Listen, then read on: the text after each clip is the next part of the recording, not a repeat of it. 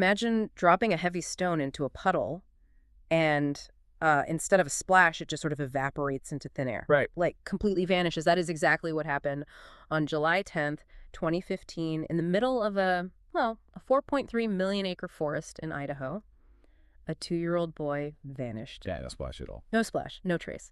So, welcome to this deep dive. Today, we are compiling a massive stack of sources. We've got investigative files, local news reports, timelines, and statements from multiple private investigators. It's a huge amount of material. It really is. And our mission here is to cut through the noise and figure out how a human being simply ceases to exist.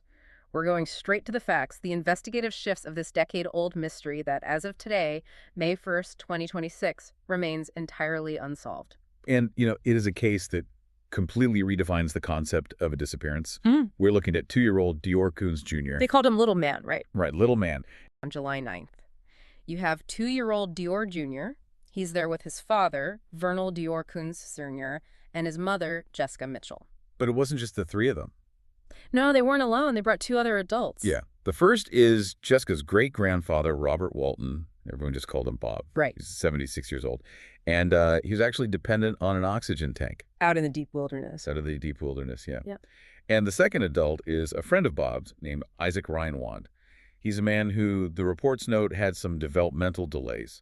So they camp overnight, and the next day, July 10th, that is when the timeline becomes the focal point of, the entire investigation. Let's really break that timeline down, because the window of the actual disappearance is incredibly tight.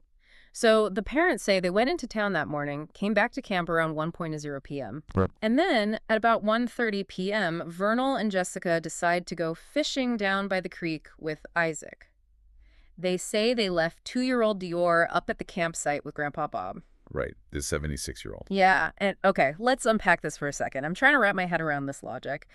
If you're a juror looking at this, you have to ask yourself, you are in a remote wilderness with a fast-moving creek nearby, and you leave a 2-year-old in the care of a 76-year-old man who is on oxygen and honestly might not have even heard you. Yeah. Isn't that a massive red flag right out of the gate? It is heavily scrutinized by investigators, yes. Yeah.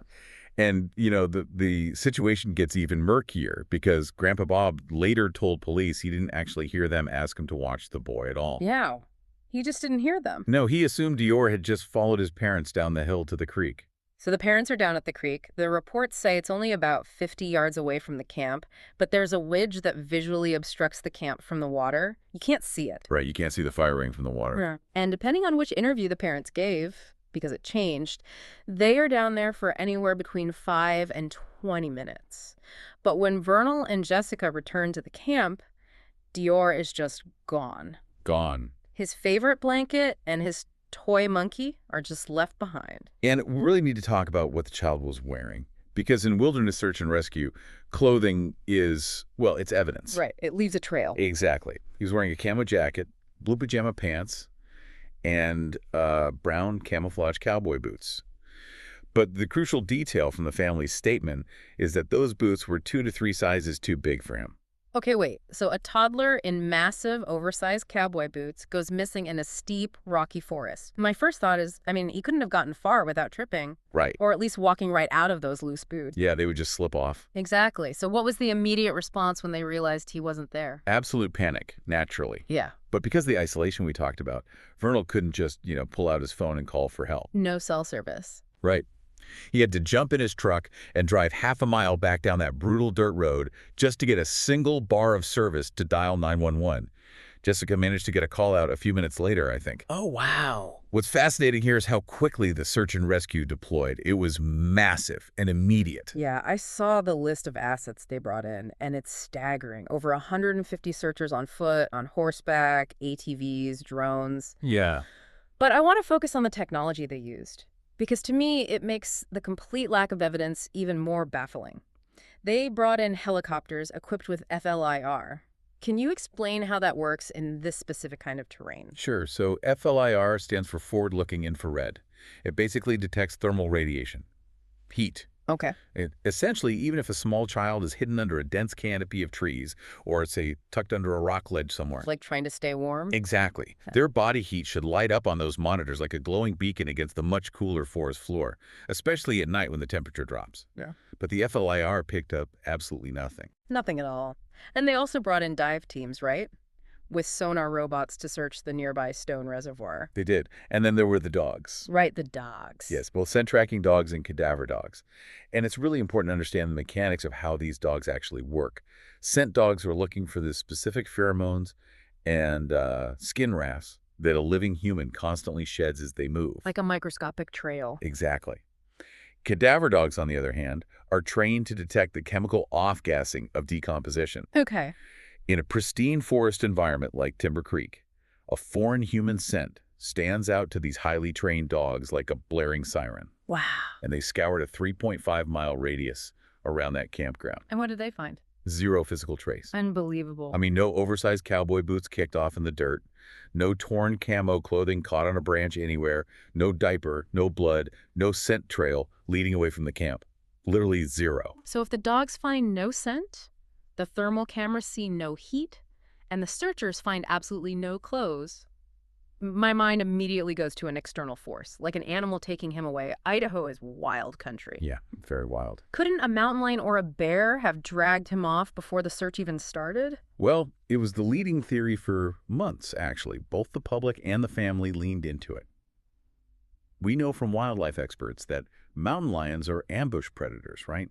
They strike lethally and almost silently. Yeah. And a 30-pound toddler would be highly vulnerable. But wilderness forensics tell a completely different story. If an animal attacks and drags a child, the environment reacts to it. Branches are broken, the ground is disturbed, and critically, there is blood. Right. And going back to the clothing, if a predator is dragging a toddler through dense brush, those loose cowboy boots are falling off. It's just unavoidable physics. Exactly. But there wasn't a single boot found. So investigators definitively ruled out an animal attack because the physical markers just didn't exist in the woods. None of them. Which leads us to test the other external threat, a stranger. Right, the abduction theory. Jessica actually claimed that when they went into the town of DeOrr earlier that morning, there was a man she described as a creep in a Jeep. A creep in a Jeep. Yeah, and she said he was staring intensely at DeOrr at the convenience store. But the sources say a private investigator looked into this right away, and local police eventually identified the man. They did. They investigated him and entirely cleared him. Completely cleared him. But even if we set that specific man aside for a second, let's just look at the raw logistics of a stranger abduction in that location. Okay. Searching 4.3 million acres for a 30-pound child is incredibly difficult for trained teams. But orchestrating a stealth kidnapping in that exact terrain is nearly impossible. Right. Vernal himself actually noted in an interview that you cannot see the campsite from the bottom of the road. Yeah, to pull off that kidnapping, I mean, you'd have to believe someone drove miles down a brutal, loud, rocky dirt road. Yeah. Then they surveilled the camp completely unseen. Waited for the exact 5 to 20-minute window where the parents walked away. Ran down a steep, rocky hill, snatched the boy without him crying out, and escaped back up the hill. It's absurd. And they'd have to do all of this navigating a loud, crunchy forest floor in total stealth without alerting 3 adults who were just 50 yards away. It's like a locked room mystery, but the locked room is a rocky ravine. Yeah. The math simply does not add up for you to believe an outsider did this. And law enforcement reached the exact same conclusion. Sheriff Lynn Bowerman explicitly stated that the evidence just does not support an abduction or an animal attack. He was very confident the child was not taken by a stranger. Which means law enforcement had to do the uncomfortable thing. If it wasn't an animal and it wasn't a stranger creeping through the woods, they had to look inward at the 4 people who were actually there. And this is where the narrative completely fractures. In January of 2016, roughly 6 months after DeOrr vanished, Sheriff Bowerman took a major step. Yeah. He officially named the parents, Jessica and Vernal, as suspects in their son's disappearance. That is a massive shift, to go from grieving parents to official suspects. What was the catalyst for that? The polygraphs. Both Jessica and Vernal were subjected to multiple polygraph tests administered by the sheriff's office and the FBI. Okay. And they both failed. Specifically, they were found to be less than truthful on 2 core questions. Do you know where DeOrr is? And do you know what happened to him? Now, hold on. We hear all the time that polygraphs are unreliable. You know, that they aren't admissible in court because they don't actually detect lies. So how does a machine definitively tell investigators that these parents know what happened? Well, you're right that they don't detect lies per se. Hmm. What polygraphs measure is physiological arousal, so Really? heart rate, blood pressure, respiration, and skin conductivity. Like sweating? Right. The examiner establishes a baseline with mundane questions. Yeah. But when they ask the critical question, like, do you know where DeOrr is, they are looking for a spike in that physiological No, data. I see. It basically means a question triggered a severe stress response. Now, by itself, it's not a conviction, but when both parents consistently show massive stress responses on those specific questions, it tells investigators exactly where to apply pressure. And it wasn't just the polygraphs showing cracks either. No. The timelines and the stories they were telling kept changing. Like in one interview, Jessica says they were fishing for 5 minutes, but then Vernal says it was 15 to 20 minutes. Right. Who went exactly where, what they were doing right before they left. The details kept morphing. And this inconsistency led the family to hire outside help. They brought in a private investigator named Frank Vilt, who was a former U.S. Marshal. Oh, a heavy hitter. Yeah, but by September 2015, Vilt formally withdrew from the case.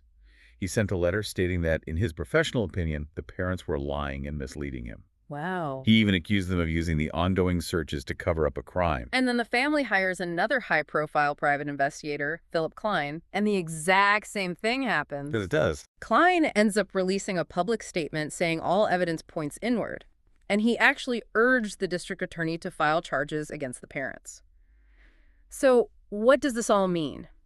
You have two highly experienced private investigators who are being paid by the family to find their son, and they both independently walk away because they think the parents are lying.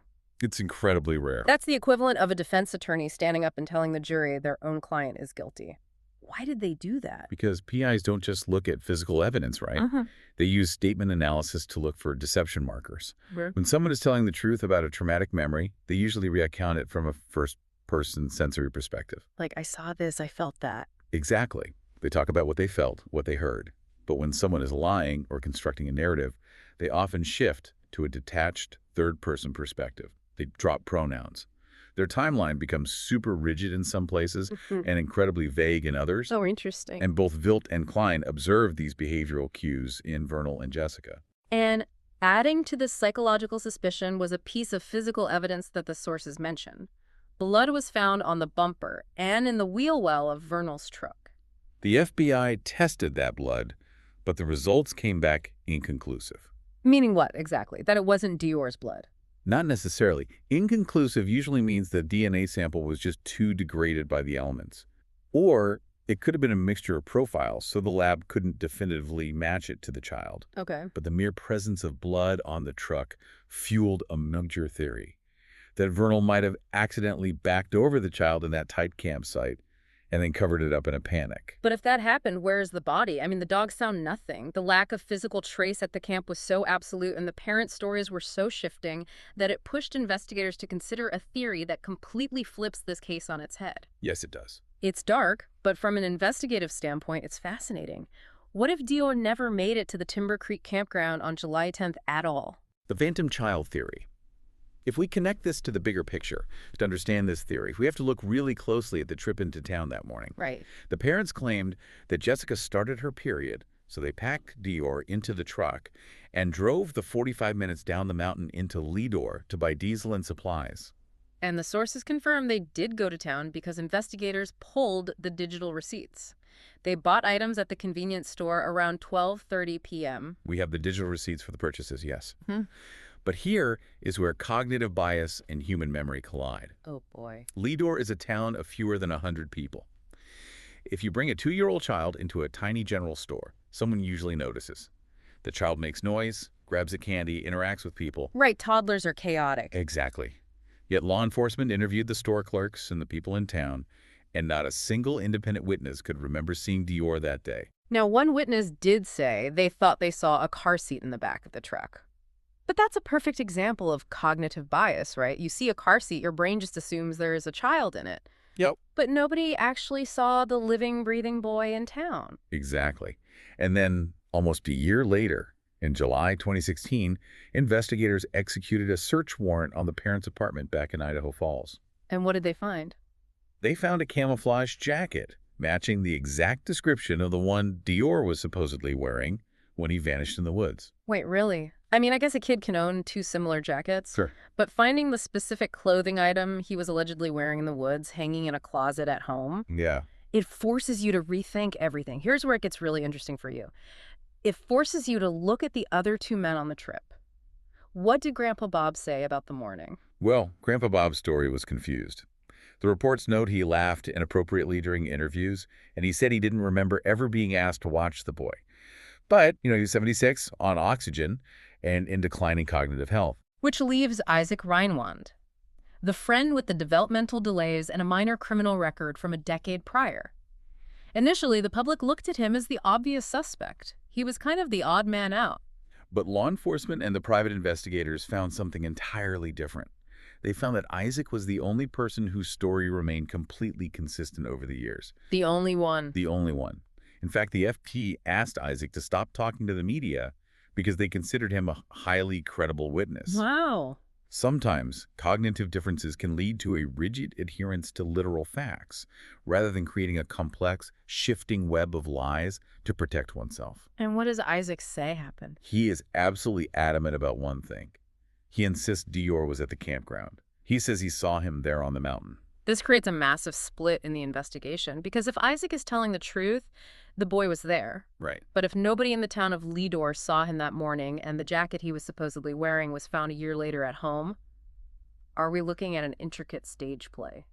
It's a terrifying thought. Did they bring Isaac and Grandpa Bob along just to be unwitting props for their alibi? Think about it. If you need to cover up an accidental death that happened before the trip, who are the perfect, unreliable witnesses to bring into the deep wilderness? An elderly, confused man and a friend with cognitive delays. Exactly. It is a dark possibility that law enforcement has had to seriously consider. The working suspicion among many investigators is that either an accidental death or a homicide occurred. Yeah. The debate is over the timeline. Did it happen at the campsite right before the 911 calls? Or did it happen before the trip to town, making the entire return to the campsite a staged scene? Right. But without a body, without a confession, and with Isaac insisting the boy was at the camp, prosecutors have been entirely paralyzed. And that paralysis brings us to today.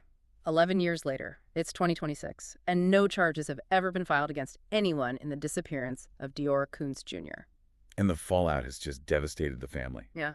Jessica and Vernal eventually split up, going their separate ways and subtly pointing fingers at each other. Grandpa Bob passed away from cancer in 2019, taking whatever fragmented, confused memories he had to the grave. But the grandmothers still hold out hope. The sources mention they maintain websites, they pray for answers, and they just wait for little man to be found. We have exhaustive documentation of the search, the interviews, and the timelines. But we are missing the one piece of evidence that can break the stasis: the physical proof. Which brings us to a really fascinating takeaway from this entire deep dive. Think about the modern world we live in. We exist in a constant, heavy web of digital footprints. We really do. Looking at the sources, investigators have the exact timestamps of Vernal's diesel purchase in Leador. Yep. They have the 911 call logs tracked down to the literal second. They even have scent markers from cadaver dogs analyzed years later. We have all this hard, undeniable binary data. Yet the actual physical presence of a living, breathing 2-year-old child on that mountain completely hinges on human memory. Isaac's memory, Grandpa Bob's memory, the witnesses in town.